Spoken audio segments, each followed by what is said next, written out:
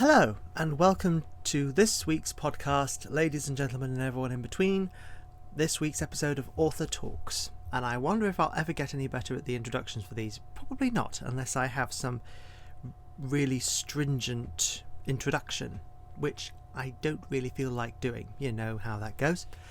So, by the way, if you hear any weird noises in the background, I have done a configuration of my computer setup, so that means there may be a bit of mechanical noise going on that is more than usual, more than you might expect.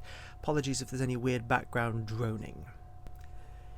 This episode is not going to be so much about not going to be so much about things that I've talked about previously. A lot of it is updates, because the next month, and in fact the next few months, are going to be busy for me. They are going to be very much a busy time.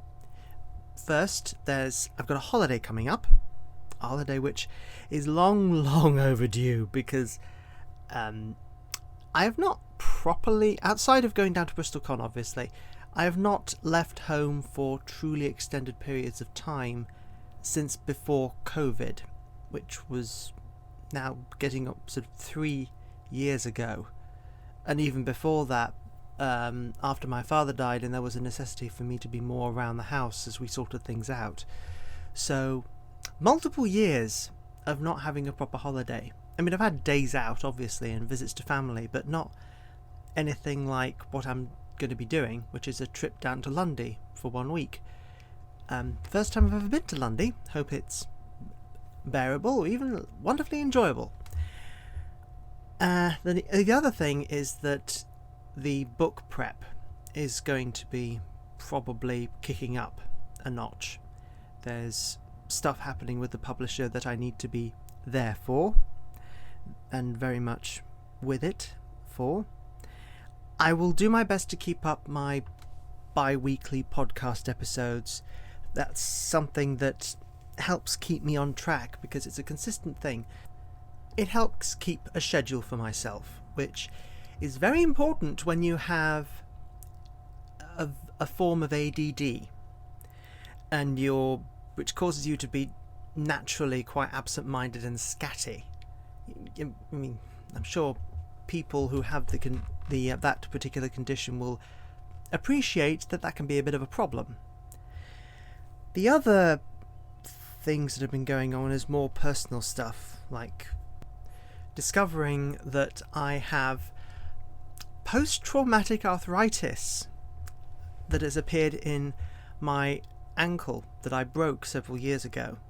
I was not expecting it. I kept on assuming that something else was wrong with it, but no, I have a full-blown, honest-to-God version of arthritis going on in my foot, which is uncomfortable.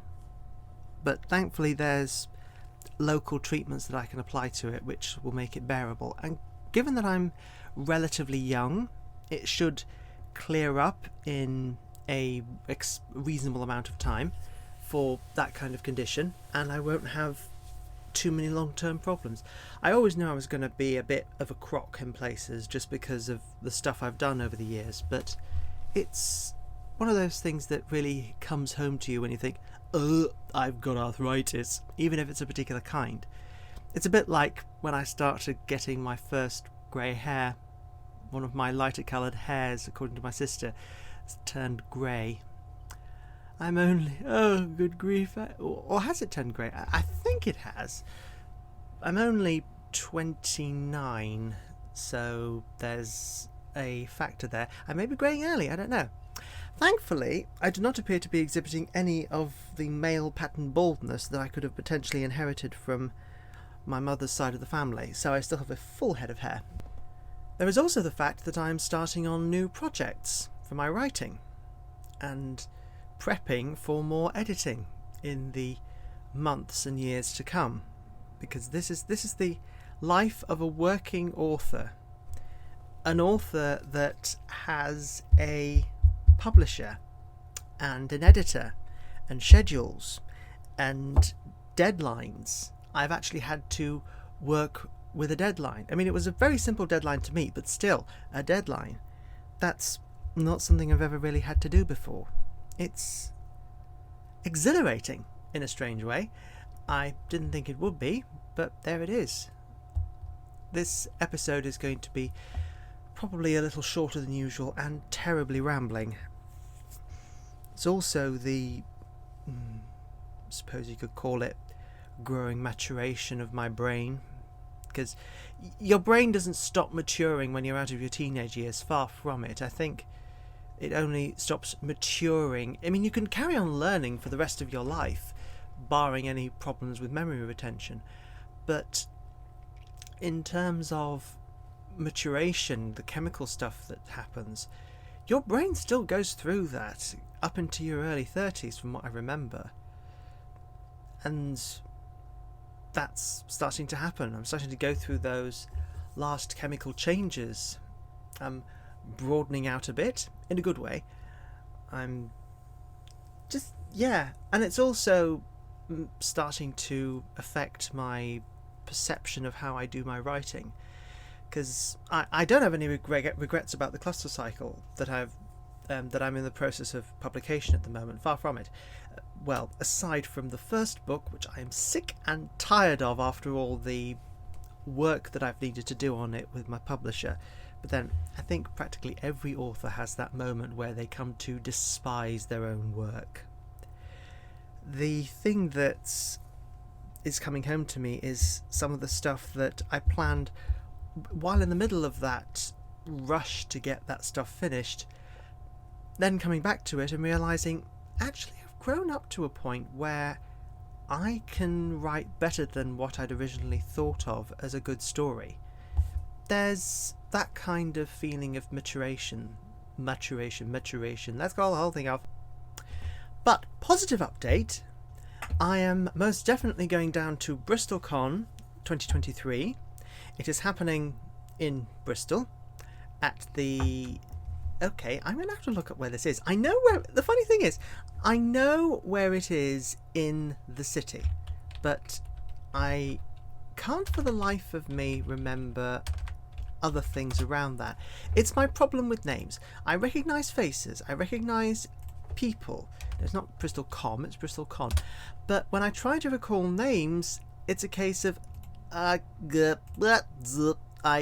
not know where I am or who this is, and it's very embarrassing when you are trying to remember. Here it is.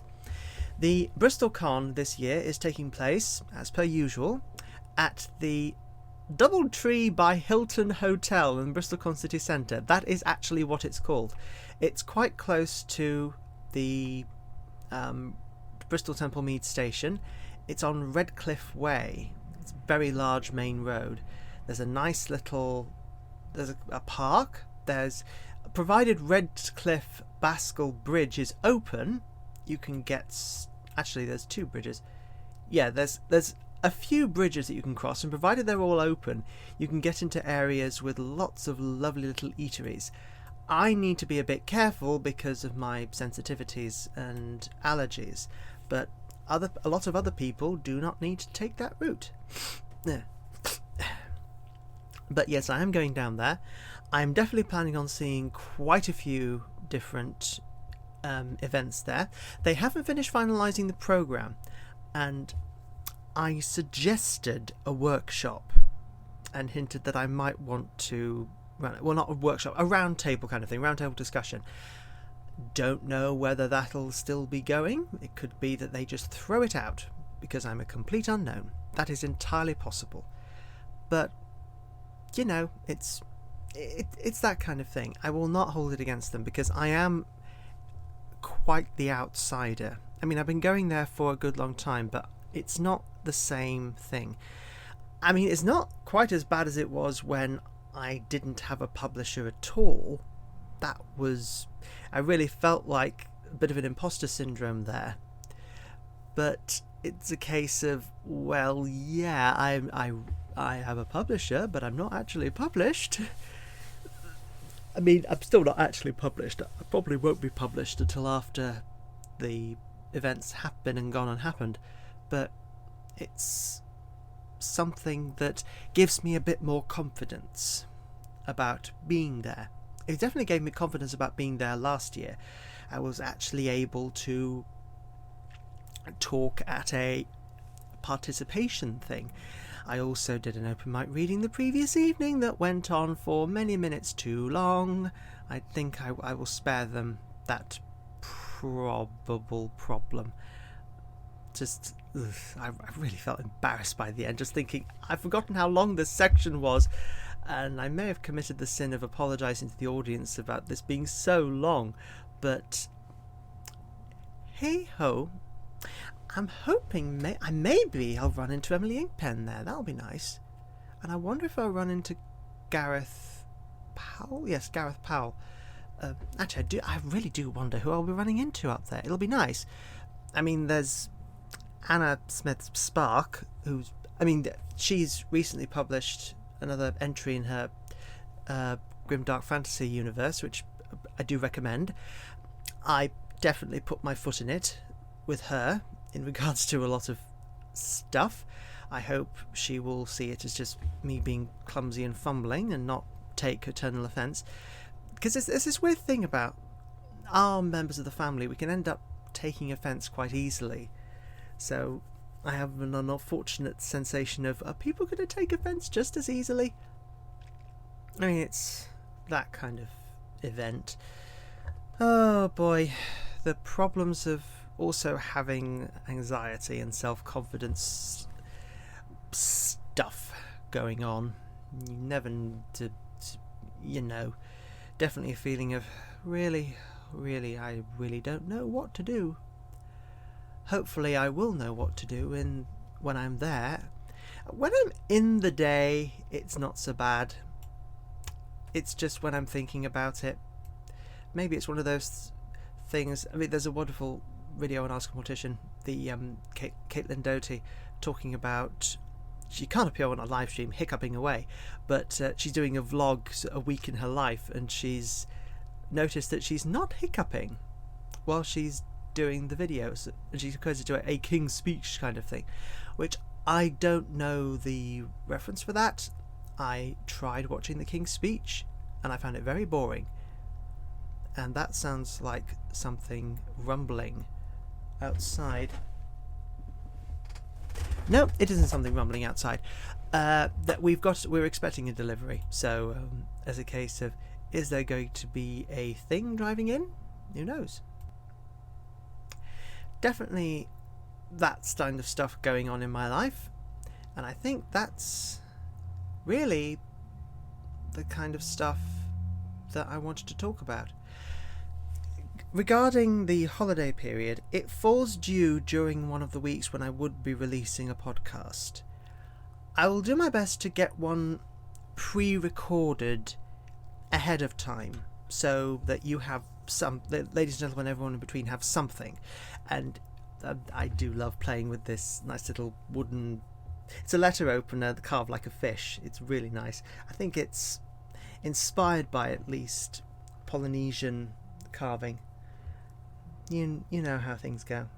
Anyway, ladies and gentlemen, everyone in between, thank you for listening. If you've tuned in, I look forward to potentially seeing a listener or two at BristolCon, if you're able to attend, October 21st. It used to be nearer the end of the month, but around Halloween, but this time they've done it in the middle of the month, which, hey, it's their decision. So I will see you, and hopefully we can hear each other again in the next couple of weeks, where I may have a piece pre-recorded ready for release, and I will see you all later.